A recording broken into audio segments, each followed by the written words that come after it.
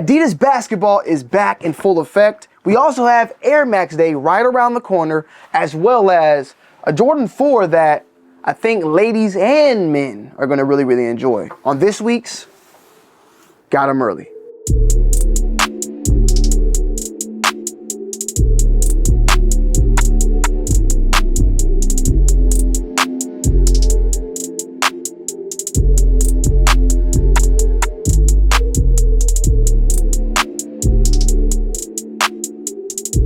What's going on, everybody in the building, man? I hope you guys had a great weekend so far. Good to see you. Make sure you guys are subscribed to the channel and turn on that bell so that you guys get post notifications on each and every video we drop. Go and subscribe to my secondary channel, Tonyd2wild for TV, which is an additional sneaker channel where we talk about discussions, leaks, news, everything sneakers around the clock. And I'm trying to get more and more consistent on there. So check out the link down below and subscribe to Tonyd2wild for TV. And also, if you like 2A content, go check out my other channel, 2Wild Guns. Follow me over on Instagram, follow me over on Twitter at Tonyd2wild, and let's get straight into it. First things first, man, this is a first on this channel, well, of this particular colorway. It's been actually a couple of years since I've shown one of these, and this is the Adidas James Harden Volume 8 Luxury Green. Whew. I gotta say, man, I'm digging what Adidas basketball is bringing out lately, especially with Anthony Edwards shoes. Even though we have not reviewed them on this channel and I have not yet seen them in person, I have been liking what I'm seeing here.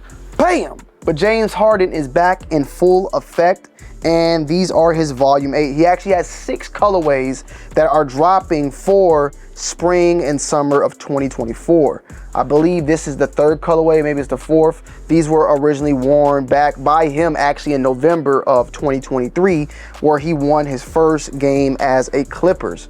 Luxury green, you got that hint of that pink on the bottom. Reminds me a lot of, what's it called? It was a Nike Dunk that released back in the day that was green and then it was pink. And if it was like, they were like reversed. If I can find a picture of it, I'll put the picture up there. It wasn't like the 3 Little Pigs. It was a Nike Dunk though that had like pink and green. I don't know why that color, green and pink, you don't see it that often. So when I saw that, that's the first thing it made me think of. The Nike Dunk High Invert Celtics is what it is. And they're actually a high top that is black and pink. And then on the other side, it has like a little bit of white and green. And I guess when you hit it with the negative, like, you know how you could take a picture and hit the negative, I guess it shows green or is inverted into the green. Yeah, that's just for some reason why that hit my mind. These are set to release on March 16th for a retail price point of $160. It's a basketball shoe first and foremost, so it might not be appealing to everybody out there, I get it. But to me personally, when I saw these, I did like the shape of them overall. Do I know if I can rock them from a streetwear perspective? I mean, I'm not against it, and I'm willing to give it a shot, and I'm willing to even do a full-on review on foot and all the above. It definitely has, of course, the same sock line pattern that has been with Adidas for quite some time now. So that is not always best looks on jeans, but when it comes to like a jogger or something that is very tapered that allows you to be sitting right there on that part, it does give a good look overall of the shoe. These do look kind of long in my opinion also though, for this specifically being a size 8.5. It's a pretty long size 8.5, and that's what she said. Just to kind of compare it, I just want to bring out another 8.5 and I guess see some of the differences. I mean, it depends, I guess, where you start the heel at on here. Maybe right here, I'll start right here, and you put it up to that, it looks a lot longer overall. So I don't know how that deals with on the inners of the shoe, because it seems a little flat right here. Maybe it's a lot of cushioning. That part we'll just have to wait and see when we get the full-on in-depth review. And as I stated, there's 6 colorways that I know so far that are coming out for spring and summer of 2024 for the Harden Volume 8. I just got to check real quick, right? Because I think the last Harden that I reviewed was the 5 or something. Let me just see. And it was like the pink salmon, or maybe it was like the 3. I still got them, I believe so also. 6 years ago. Volume 1 LS pink.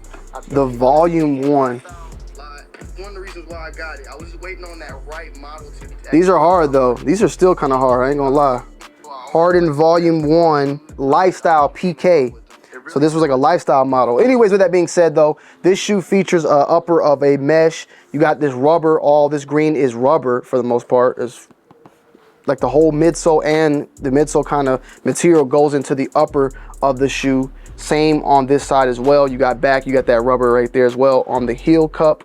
And then you also have, which is odd, but a really nice suede on the toe box. Very, very soft right here as well. So the actual sock itself is very stretchy. So it does feel like possibly some sort of prime knit of some sort, or some sort of, it's not neoprene, but definitely has an elastic feel to it overall. Laces, everything else looks really nice, and these definitely look a lot like the Adidas EQT, specifically the crazy 97 EQT that Kobe Bryant wore. These look like the same exact shape.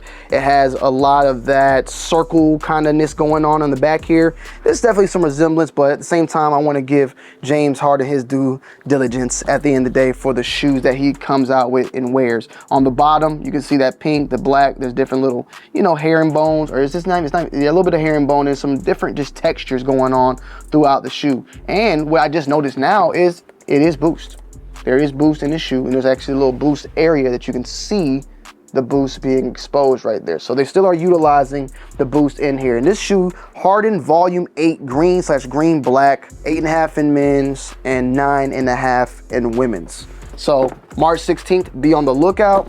The box itself does not have any Harden branding or anything like it normally did, or at least did back in the day when I reviewed those volume 1s. But for the most part, they're cool. I think 160 for this technology, I think it's dope. It's more of a basketball shoe than a lifestyle shoe, but at the end of the day, that's what it was meant for at the end of the day. So, you know, it is what it is.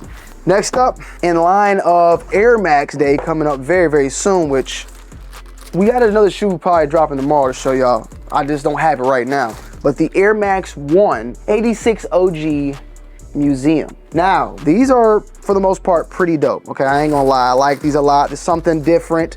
Definitely a lot of texture going on here. A lot of thought went into it. It gives me a paper mache overall feel, but really what Nike's going for is, for the most part, marble. And on the actual inside, the insole, it says, "Please do not step on the art," which is a tribute to, you know, Tinker Hatfield and the shoe itself being a form of art. The design, the way that Tinker made his shoes and made his designs. You know, the Air Max 1 has been a timeless shoe at the end of the day. Almost, we're about to hit, what, 40 years of this shoe in particular. This shoe has been around more than likely a lot of us watching right now on this video. And it's still, to this day, a very prominent shoe in the streetwear for people probably out there that run, even though it's probably old technology, but for the most part, it's still a respected, well-respected shoe. Now, this one, of course, as stated before, has this marbling texture. It really feels pretty damn good, if you ask me, as far as the texture is something a little out of the ordinary that I felt for an Air Max 1, but overall, the shoe itself is very, very dope. Actually, on this shoe, did not notice, it says that Tinker Hatfield, 1959 born, Nike Air Max 1986, Duramesh and synthetic suede on Air sole unit. The Air Max was the first shoe with a visible Nike Air unit. That's what it says also on the inside here. So I guess, you know, the perception, the overall theme of this shoe is just kind of like making what I always thought, you know, shoes are a form of art, and displaying that form of art in its highest way, which is, you know, marble. When you think of marble and art, you think of sculptures, you think of Rome, you think of, Greece of some sort. This sculptures, like, I mean, I went to Rome and seen all the sculptures that were made out there, and all the marble and all the, there was ivory, there was so many different types of things. But of course, a museum, you see those type of timeless pieces, and I think that's what was trying to at least get, you know, brought out in this particular model, this particular shoe. And this is set to release on March 9th. The retail on these are gonna be $170. And let me just take these glasses off so I stop looking too, I was just looking too spiffy. I'm be honest, okay? It is what it is, I took them off, okay? 170, Museum Masterpiece is the specific name given to this shoe. And I think it's a pretty dope shoe. I think it does look a masterpiece. And I think that the material itself is extremely nice and decked out. Now, as far as like, I didn't check the secondary market, but for the most part, Air Max 1s just have not really been like really well sought after. Of course, the original, even the OGs that what dropped, I want to say last year, right? They did fairly well, but they started to dwindle. And we do have another OG dropping this upcoming weekend as well that goes along with that, which is the royal version of that. This is looking right now though in the secondary market on this shoe, it's going for $125 right now from sizes 7 to 9. 10 is 124. It's sitting below retail on a lot of the sizes out there, and the retail on this shoe is $170. We are in a crazy time, and I'm looking forward to seeing what Nike's gonna do about this, because you got shoes coming out that are already below the retail. I mean, hopefully they bring their prices down. I don't know. But 170 is the retail on this, and right now you can buy this shoe for 130. Maybe this is what Nike wants. I know it's something that we wanted, at least I know, but we're gonna see how long that lasts. Next up, we have the big banger of the week, also releasing on March 9th, the Jordan 4 Gold Metallic. These are actually being, I mean, I guess it doesn't matter, hopefully, but they're called the Metallic Gold, Gold Metallic. I'm just Metallic Gold, okay? Here is the box they come in. Typical Jordan 4 box, but it is whited out with that metallic gold Jumpman, and you got white and gold cement as well, or gold cement print that has a nice little shine to it and is actually textured. The gold is debossed in the box, so it's pushed in. But yeah, bam! These bad boys right here, I ain't gonna lie, man, these are very, very, very nice. This is a women's exclusive, so keep that in mind for the ladies out there. But I do think that this will be a shoe that everybody's gonna get after. Why? Because currently these are sitting in the $250 price point in the bigger sizes. Retail on these are $210 for right now, as far as I know, and I think it will stay at $210. But the Jordan 5 Olive that recently dropped, it was at one point being rumored to be $210, and then it went up to $225. Like, the fact that there's no MSRP anymore on these stickers allows Jordan Brand to kind of fluctuate on their prices at the end of the day.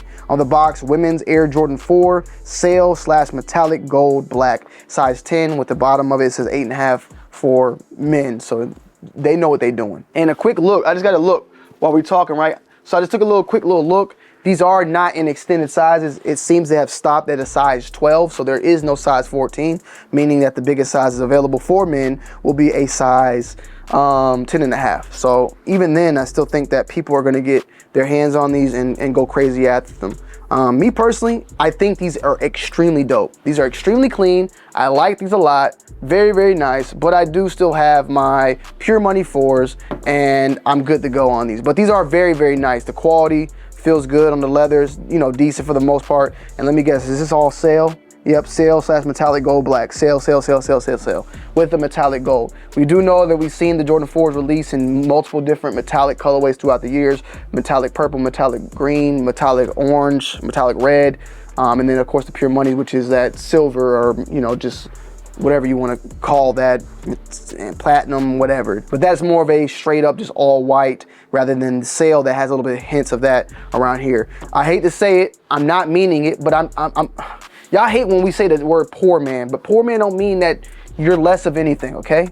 Doesn't mean that you're lame or nothing, but this is like in my opinion, a poor man off-white 4. The term poor man is not to say that you're poor, okay? The term poor man just means that it's like a version of something, but like I guess a more available or not as expensive. I don't know what to say, but it doesn't mean that you're poor, okay? People used to, man, I remember poor man Yeezy days and all that. There was that Jordan 10 that dropped, the Jordan 10 NYC, which was at one point called like the poor man Drake. But in my opinion, like, these are very close as far as like that color in a way. I mean, there's big difference in the same, like there's some differences, but it just, when I saw this, is the first thing I thought of for some reason, at least for me. But I mean, we definitely know these are two different types of shoes as far as material, and the colors are slightly different, but there isn't another 4 that looks this close. I mean, there's a 3 that has the muslin 3, but there's nothing that's this close to this 4. But when I saw these colors, it kind of just for some reason made me thought of it. That's just a Tony D opinion. I'm not even gonna go out there and call them the poor man off-whites, but that's what some people may jump out and say. The Jordan on the tongue is debossed. It's no print or label on there. The toe box, everything's very nice there. Very nice toe box, very nice cuts on there. You have a Jumpman on the back. The midsole everything on this shoe is extremely clean, very nice. Summertime, springtime shoe, spring summer shoe at the end of the day, and they currently are sitting in the aftermarket around that $250 price point, depending on the sizes. And I'm looking right now, like, yeah, every damn size I'm looking at is going at above retail. The smallest size or the most less is 211 right now. The biggest I see, like a size 12 is 259. A size 11.5 is 262. My size was a size 10 is 250. So these are already going pretty high up in the secondary market. So what does that mean, Tony? That means that more than likely you need to get your ass up early as possible to get your hands on these. These are not going to be something that you can sit and go on Twitter and laugh and call them bricks or nothing. This is going to be the shoe that you're going to see people online crying about people buying or the fact that they didn't get a pair. That's what this shoe is at the end of the day. So yeah, keep that in mind. But with that being said, stay tuned. I probably will drop a review on this one tomorrow because these do release on Saturday. There's another shoe we're gonna get out, more than likely get that out on Wednesday. We got a lot of back-to-back, like Pat says, Jack at the end of the day. So stay tuned on this channel and turn on post notifications because you don't wanna miss it. I love y'all, I appreciate y'all as always, and I'm out. Peace.